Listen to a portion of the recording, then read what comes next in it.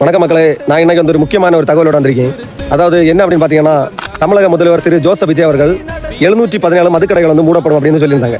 அதாவது வழிபாட்டு தலங்கள், பஸ் ஸ்டாண்டுகள், கோயில்கள் இந்த மாதிரி இருக்கக்கூடிய இடங்கள்ல ஒரு 500 மீட்டர் தொலைவில் ஏதாவது மதுக்கடை இருந்தால் அது 714 கடை அவங்க லிஸ்ட் எடுத்து மூடப்படும் அப்படின்னு போட்டிருந்தாங்க. ஆனால் இவங்க வந்து எத்தனை கடைகளை இவங்க மூடி இருக்காங்க. இன்னும் பஸ் ஸ்டாண்டு, அப்புறம் கோயில், அப்புறம் வந்து ஸ்கூலு இந்த மாதிரி இருக்கக்கூடிய இடங்களை இன்னும் மதுக்கடை இயங்கிட்டு தான் இருக்குது. அதை வந்து தமிழக அரசு வந்து மூடக்கு எந்த விதமான நடவடிக்கை எடுக்கல. அது ஏன் எடுக்கலன்னு எனக்கு தெரியல.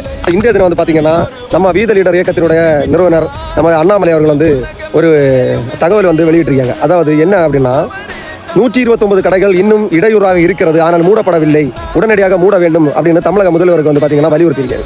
போதை இல்லாத தமிழகத்தை உருவாக்க வேண்டும் என்ற நோக்கத்தில் மாற்று அரசியலை கொண்டு வந்த முதல்வர் அவர்கள் இன்றைக்கு இந்த மாதிரியான இடையூறாக இருக்கக்கூடிய கடைகளை வந்து மூட மறுப்பது ஏன் அப்படின்னு எனக்கு தெரியல. இது மாற்றமா இல்லை மக்களுக்கான ஏமாற்றமா? உங்க இடத்துல இந்த மாதிரி 500 மீட்டர் இடையூறாக இருக்கக்கூடிய கடைகள் மூடப்பட்டிருக்கா அப்படின்னு மறக்காம கமெண்ட் பண்ணுங்க. போதை இல்லாத தமிழகத்தை உருவாக்க நினைத்தால் உங்களுக்கு தெரிந்த அதிகாரியின் ஐடியா நமது கமெண்ட்ஸில் டேக் செய்து விட்டு இந்த வீடியோவை மறக்காமல் உங்கள் ஆளுங்கட்சியில் இருக்கக்கூடிய நண்பருக்கு பகிருங்கள். நன்றி.